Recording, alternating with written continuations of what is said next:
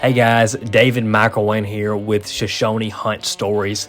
This is where we give you the tips, the tactics, also lets you get an inside look of what it is like to go to these outfitters on these hunts before you actually go.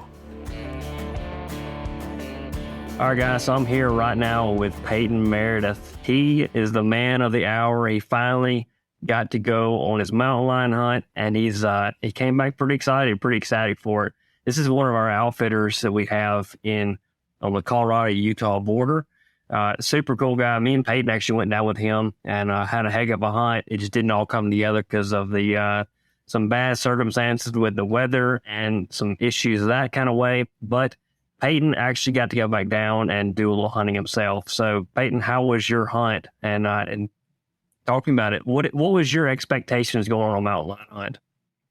Man, going into this thing, my expectations were, I figured that the first time that we went is we were going to roll down to this thing. And I know the reputation of this outfitter, they kill like 20 cats a year.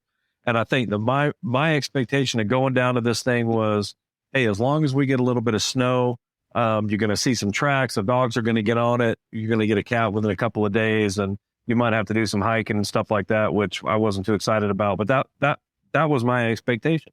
Is I'm going to drive down there, southern Idaho. I'm going to pick you up at the airport. We're going to hit the In-N-Out Burger on the way, and we're going to head down to southern Utah. And, we're going to kick back a few that night and get up the next morning, be some snow all the way down, and there we go. And that is not what happened. Yeah, that is not what happened, man. So we didn't catch a little bit of snow. We caught a lot of snow. And, being from Alaska, I'm used to a lot of snow, but there was too much snow. 2 feet of snow kind of put a damper on things. Yeah. We learned real quick that you need a little bit of snow. You don't need a lot of snow. And the cats weren't moving. I mean, we're cruising around in this buggy with like a track rig on it, kind of like a tank over top of the snow.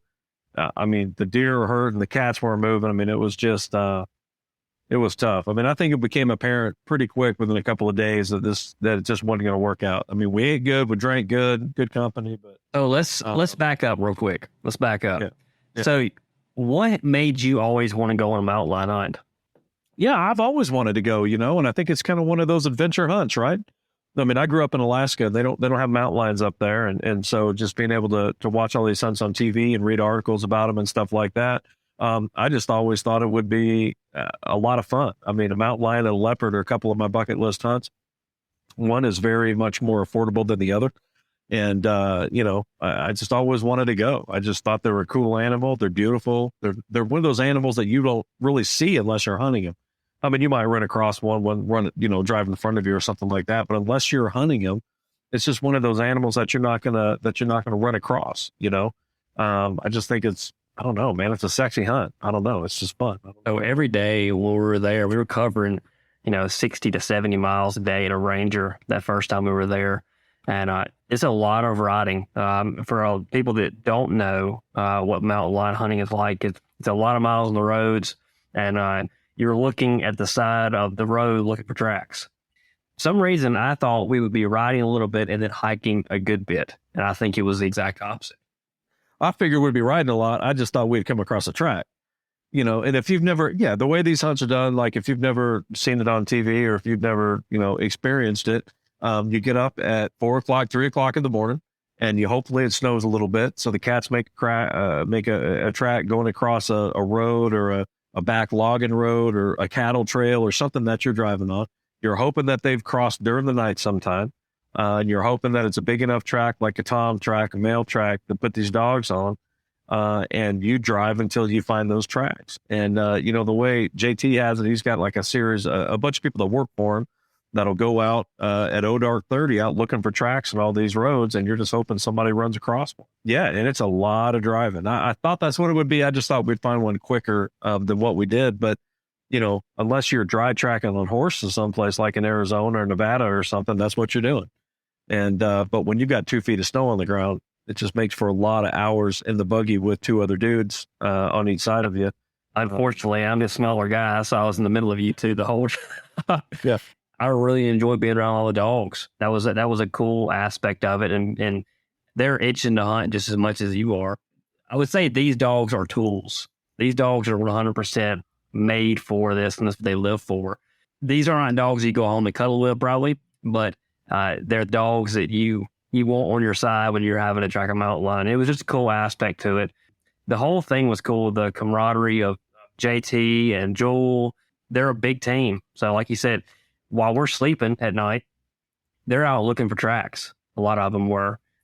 And as far as having outfitters on our team that work hard and will do anything they can to make clients successful, I think JT really passed that test for us. And I would feel comfortable, I know you do too, sending anybody in the world there to him. For sure. I mean, these guys, his website, and I don't think anybody should judge anything just off the internet, but his website kind of says it all for him, right? So he's got a YouTube channel with all his videos on there, and the traffic to his website is unbelievable. He does a lot of video, and he videos a lot of his hunts. It speaks for itself, right? Now he gets it done, but when the weather's and that was just unfortunate. It was, and so if you're going to send a client there, which I know he will, I know we feel very confident about JT. He's a very, very good mountain lion hunter and a very good guide. So what would you tell them to take with them, and what would you tell them to expect? Well, the first thing that I tell them to do is listen to JT when he tells you to go or not to go. And when you book your plane tickets, book a fare that you can change, because if he tells you, don't come, but come a week later, don't get all butthurt because you want to go hunting that week and you're just excited to go thinking that you're going to get one, because you're not. I mean, he knows what he's doing, right? So when he says, hey, listen, don't come this week, I need for you to come 3 weeks from now, you just got to know that's a part of cat hunting, and you're going to have to change your ticket and go 3 more weeks and change your leave from work or whatever you need to do, because if he tells you not to go, it's because you're not going to get one. It's either because there's no snow, they're waiting on snow, or there's too much snow. Just listen to what he says. That's the biggest thing. The other thing that a good pair of, let's see, as far as gear goes and stuff like that, a good pair of gaiters is great. I just wore my regular hunting pants. A good pair of hiking boots that you can get up and down some cliffs with, because man, when we, the cat I eventually did shoot, we had to hike to. It wasn't sitting there just on the side of the trail. So a good pair of comfortable boots that you can hike in, some gaiters, medium weight gloves, medium weight hat, and something that you can, in layers that you can take off a layer. Because once you get out after those dogs and start hiking after that cat, you're going to get hot and sweaty real quick. I took note of this whenever we were together on that first hunt together. I don't think I saw you wear anything besides a hoodie the whole time. And I know you're used to that kind of weather. That's because it wasn't cold. It was pretty cold to me, but at the same time, being able to dress down whenever you go after the dogs, I know it can be. I told a lot of people that were going mountain lion hunting, and they were all like, "That's a lot of work." It's a lot of work when you're actually chasing the dogs. So let's get to the story of your cat. Tell me the story of what happened. But what was that morning like? Well, it worked out how it's supposed to, right? So JT called the day I went, and he said that, hey, he had a cancellation, and for me to see if I could get back down there. And then so that was on a Thursday. Luckily, I've got a support structure here with the kids good enough that I could just take off. My wife is out of town, but my parents live where we're at. So I called my mom and dad up, and I was like, hey, I'm going cat hunting tomorrow. See ya. And so they came over, got in the car 700 miles south to where we were at on Friday, and met JT, and his wife came along this time, which was really cool. They don't get to see each other a whole lot, I think, during cat hunting season because he's gone so much. So she got to come along. And the next morning, Saturday, we got up 4:00 in the morning, went out to the first road that David and I, that you and I had been up and down this thing 5 times. And all the snow was gone. All that snow from a month before, just feet of snow, was gone. I mean, I couldn't believe it. And coming from Alaska, I've seen snow melt, and I know what that looks like quickly. That blew me away. I couldn't believe it. We're in the same buggy with tires on it this time instead of tracks. But we got lucky on that Friday night, and there was a little skip of snow, almost not enough. And the further back in that trail we got, it goes about 10, 15 miles back into the canyons. The further back we got, the more snow it got. And then so it was kind of skimpy for the first 5, 6 miles. Then I could tell that JT was thinking, here we go again. It's just not going to work because the ground's frozen and there's no snow. So like, we won't even make a track, I weigh however much, I won't even make a track, let alone a cat cruising across it. So we got, so many miles back up in there, and the further we got, the more snow there became. And so there was finally about an inch and a half of snow on the ground. And we came around the corner. And up until this point in my cat hunting career, I had still never seen a track. But I had given up trying to figure out the difference between deer tracks and coyote tracks and cat tracks and everything else. I had given up. But when we came around the corner and saw this track coming across the middle of the trail, I was like, stop. I'm like, that's a cat track right there. And then JT stopped. And he said, yep, that's cat track. I was like, as soon as you knew it, you knew it. It was like when you coos deer hunting for the first time, looking for that first deer, like you don't quite know what to look for. But as soon as you saw it, it was like, that's a track. Sure enough. So it looked like a tom and a female had come across this road together sometime during the night.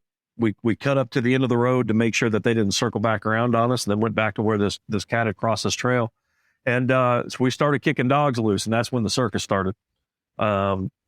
Beautiful day, not a cloud in the sky. It was gorgeous. It was about probably 8, 9 in the morning when we found the tracks. We got all day to deal with this cat.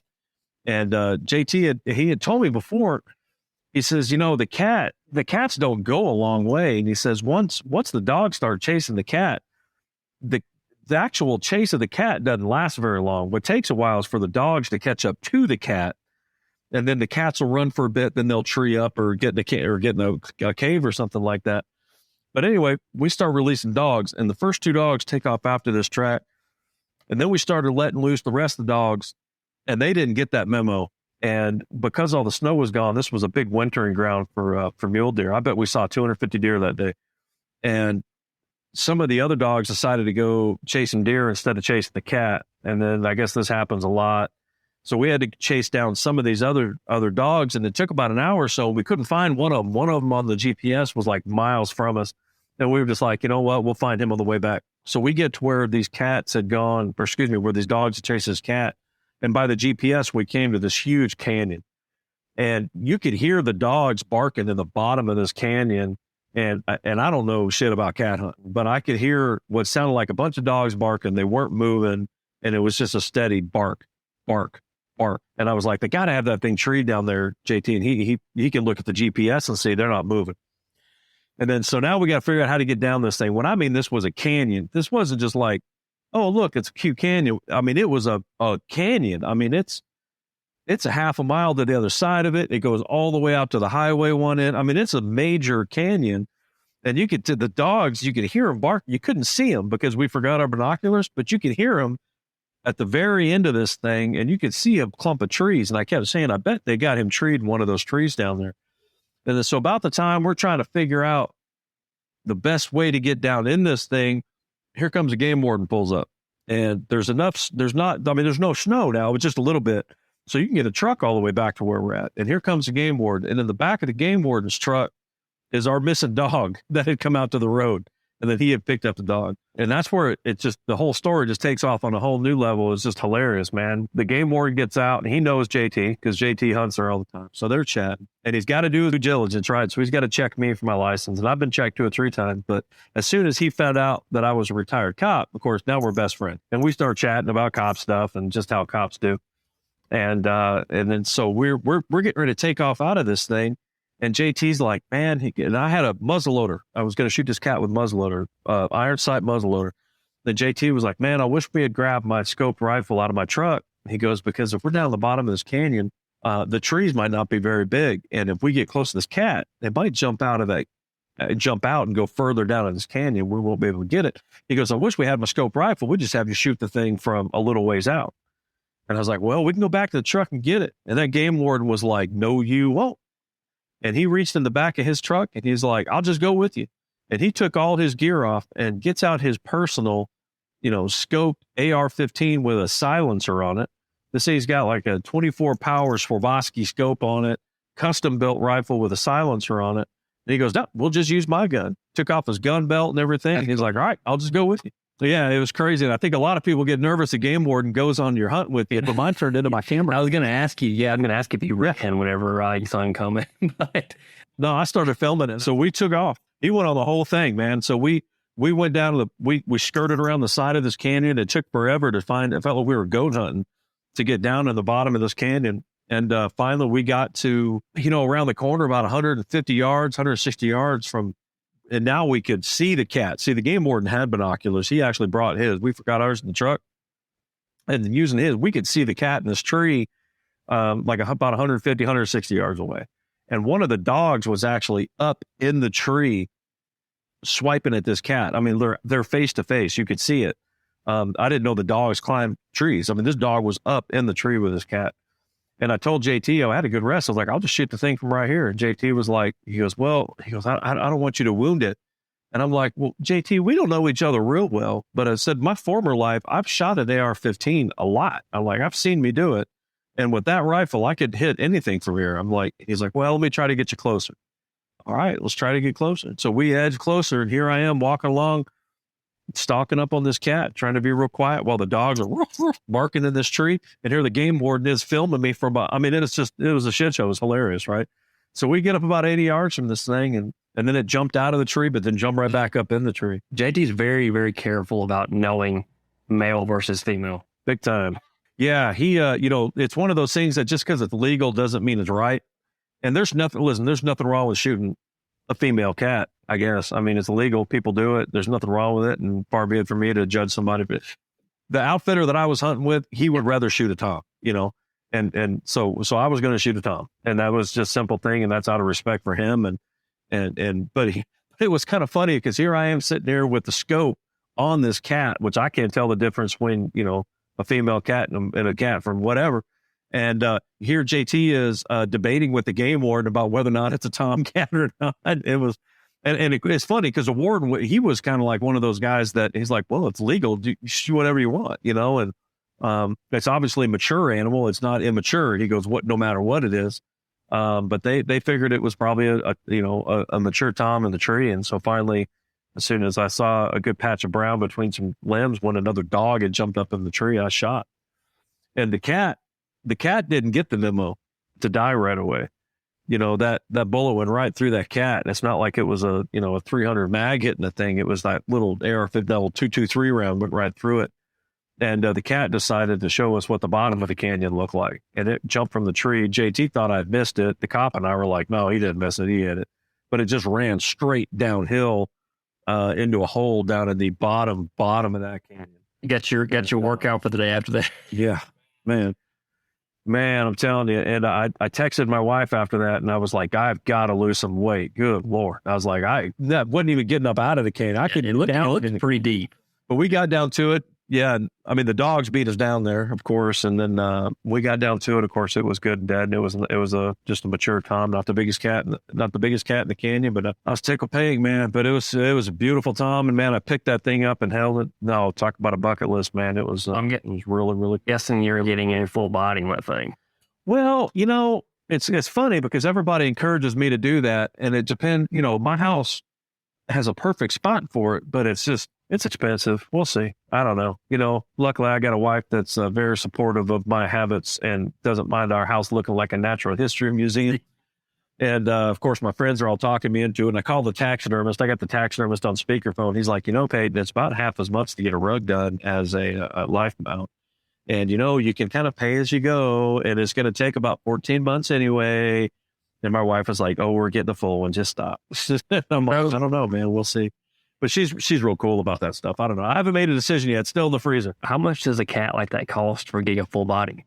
I think anywhere between about $400 and $6,500. The taxidermists that I really like here in Southern Idaho, and they do a lot of cats because of where they are located. They're on the cheaper end, but boy, they do good work. And they're like $4,500. There's some of the award-winning guys up in Montana I've done some research on that are, they're over $6,000, almost $7,000. And I'm sure the work's great, but my guy here, man, they look real good. Because I'll tell you what, cats, boy, they get some ugly ass taxidermy, man. Between leopards and mountain lions, they're horrible looking. And so really, dude, you can go south pretty quick on a cat. And there's a lot of guys down here that get bobcats done, and they come back all cross-eyed and everything. So they look in there. You get what you pay for sure. Yeah, that's what I like about JT as far as he does take a lot of cats off the landscape. But at the same time, though, he's very, very careful about what cat he takes. He's very conscious about the male or female ratio. And another thing I didn't realize, too, was the amount of pressure that me and you saw while we were out there. And I know that people were congregated in one spot, but there's a lot of guys mountain lion hunting. I didn't realize that. It felt like I was on a pretty pressured hunt. Yeah, because a lot of it is public land, depending where you're at. You're in these big canyons and in these mountain ranges, and unless you're Now, JT hunts in Colorado, Nevada, and Utah, and there are places where he does private land hunts, but you got to go to where the cats are. You got to go to where the tracks are, and that puts you in a lot of public land situations. And I think it turns out to be the people who are going to get the cats or who works the hardest for them is what it turns out to be. But yeah, there was definitely other people out there doing it, and it's funny because that game warden I was talking to, because I rode with him out to the truck. I didn't ride in the buggy, just because it's more comfortable to ride in a truck. He was saying that 5 years ago there was a lot more people doing it than even now. And I was like, good Lord. I was like that, I thought there was a lot of people out there now. Now, we didn't see anybody that day that we were out there hunting. No, we didn't see anybody out there. And so we were by ourselves. I just didn't expect it when I got there. Yeah, it's cool to me because I'm filming it. I get to go through all the ups and downs of your hunt and JT experience and everything. Like, I get to see it all, like the happies and the lows and everything. Yeah, it was a good learning experience for me and something that I would love to do again. What's the next hunt for you? Oh man. Well, let's see. The next big hunt, other than just I'm taking my son to Alberta with another one of our outfitters at the end of the month. And he and I have never done that. I've never been like snow goose or goose hunting before, just never been. And so we're going to go up there with some of the guys from the company. Then we got a South Africa trip this summer, which was already planned. It's a family trip, going with some friends and stuff. But I am going to split off from them and go visit one of our outfitters that I've hunted with that we book hunts for, just to visit, just because he's a buddy of mine. And then we'll see what happens this fall. I don't know. I'm tired of not drawing antelope in Montana. I got 3 points there. I just kind of take stuff as it comes. I didn't kill my first whitetail until last year, so I'd like to get a big whitetail.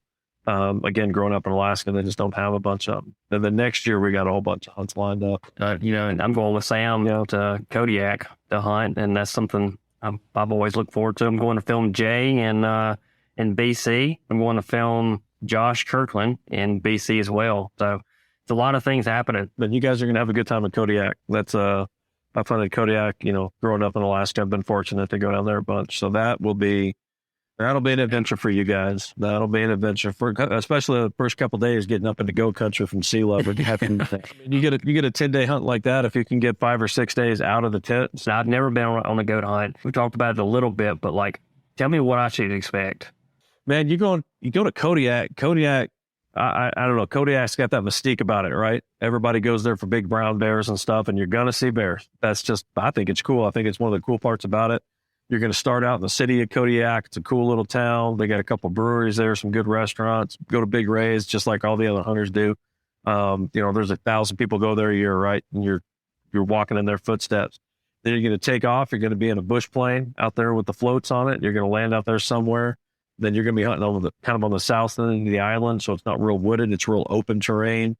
And you're probably going to start up at sea level and start hiking up and spike out up top where the goats are at. The weather can be beautiful, and 10 minutes later you're in the rain and wind. It's just, on a 10-day hunt down there for goat, I bet you'll be lucky, if you get 6-7 days out of the tent, then be stuck in the tent for 2 or 3 days. You're going to have a good chance to shoot black-tailed deer. I know both of y'all are going to do that. So they got big bucks running around everywhere. I've killed a pile of them down there. You're going to love it. Just expect, just some bad weather mixed in with some good weather, some beautiful country and terrain. You got to budget what gear you're going to take on how much you want to carry, because you're carrying whatever you take. And the first thing that you got to think about is a good pair of worn-in boots, a good pair of boots, because you're going to be doing some hiking. And if you start getting blisters, you're just going to be miserable. Just a good pair of waterproof boots, whatever you want to wear. But that's the biggest thing right there. You got to bring some good rain gear, but you got to bring good rain gear that you can hike around in. That's not going to make you feel like you're walking around in a condom all day, right? So really good lightweight rain gear, but not like your Helly Hansons or something while you're out on a fishing boat kind of rain gear, like good lightweight gear. Mountain hunting is all about bringing the best gear that you can afford to take on a trip. And I get, years ago, everybody used to hunt in jeans and flannels and carry all their stuff on a pack board, and they were bigger men than we are. I get all that, but I like being comfortable. And what the best gear that you can take that you can afford, that's a lightweight, is what you need to take. So Sam's got the one with a tag. I'm the one filming Sam when it comes to the actual hunt. I've got a blacktail tag, but I'm carrying a lot of camera equipment as well. So going up there, I got to figure out a way to charge batteries, drone batteries, and everything like that. Yep. So that's a different part of the hunt that I'm used to doing that. I'm not used to going 9 days back in the back country of Kodiak and doing that. It's going to be a cool learning experience. Yep. I've always heard, like you said, the mystique behind it of big bears. Not a fan of big bears, to be honest with you. Yep. So it's going to be. Oh, I know I am. You're going to see bears. You're going to see bears. We saw a bear a day. The last time I was on Kodiak goat hunting, we saw at least a bear a day. Well, at least a bear a day. Yeah, I thought maybe they're not you, but they're there. Be aware and be conscious of them. And I think as long as you know what kind of terrain you're in and in their environment, then I think you'll be okay. Just throw Sam down and run faster than him. Yeah, that's what it comes down to a lot, is who can run faster than the other guy. But they're not going to bother you, but they're there, though. I think they're cool watching them. You'll be up glassing for goats and look down in the valleys. You can see the bears. We had one bear pass by us while we were up actually with the goats. Came right up over the mountain and right back over the top of it, right over the rocks, right over the top of the mountain. And then Jay's moose hunt. It blows my mind how big of an animal they are. And then you've shot, how many of them? You shot a bunch. Yeah, I've killed a bunch. But, you grow up in interior Alaska. That's what you shoot for meat every year, especially when you have your own kids and stuff and you don't feel like going to the grocery store for meat all the time. You go shoot a moose every year. I went back and shot one this year. I had a cow tag this year. Flew back to Alaska and shot a moose. And that I always made fun of how much non-residents pay until I was one. But I came back with about 400 pounds of meat. I think it was worth it. So if you had one hunt to go on, one last hunt in your life, what would you pick? Leopard. And I may have accidentally booked one the other day. So we might be going. That'd be fun. In 2025, June 1st, I maybe have the date. Yeah. We're trying to work it out. Sometimes my mouth gets the best of me when I tell somebody I want to go on a hunt. This hunt, we'll see. I tell you what, it's been cool to hear about, and I wish I had been there for the second half of our hunt. I'm dang happy that you got to get your first mountain lion. That's exciting. You only get your first of every species, once ever. So it's special to walk up on it. Yeah, no, it was pretty cool. I mean, I've been after that a long time and just wanting to kind of do one of those hunts, and just been blessed with the opportunity to do it this year with the right outfitter and the right circumstances and the right weather. And just, I encourage people to get out and give it a try, man. It's not, as hunts go, it's not a real expensive hunt, but it's an adventure hunt, and it's something different, right? You don't need a draw tag for it. You don't need to spend a ton of money, it's just go. That's the one thing, man, that the first time I ever went to Africa 20 years ago, almost exactly 20 years ago in May this year, the first time I went to Africa I was one of those guys that, man, I was a cop, and I saved, I've been to Africa 5 times now, and each time I've been, I paid my own way. I saved, quarters in a pickle jar to be able to pay for my tips and stuff like that. But you only live once, man. And then, hunts like this mountain lion and wanting to shoot a leopard or damn, dude, you live one time. Just go. Just figure it out. Don't sacrifice your family's money. I'm not saying do all that, but if you want to go bad enough, you'll figure out a way to go. You'll find a deal, find some buddies to go with, do something. Do the hunt 2 or 3 years from now to give you time to say, do a hunt like this, because, you never know what's going to happen tomorrow. And especially coming from the environment that I worked in for, 20-something years as a cop, when you see people's lives stuffed out in an instant, they never got to go do all that stuff. But even if you don't call us, do something and go. Now, I'd love for you to call us, but if you don't, just go. All right, guys. Well, there's your hunt story of the week. I want to say thank you for listening along, but if you want to hear more about these hunts, you can book a consultation online and talk to one of our guys. But we also have a weekly newsletter that comes out with the Shoshone featured hunts, but then also the cancellation hunts, if there is any, they will be on that newsletter. So once again, I want to say thank you for listening, and I will catch you on the next hunt story.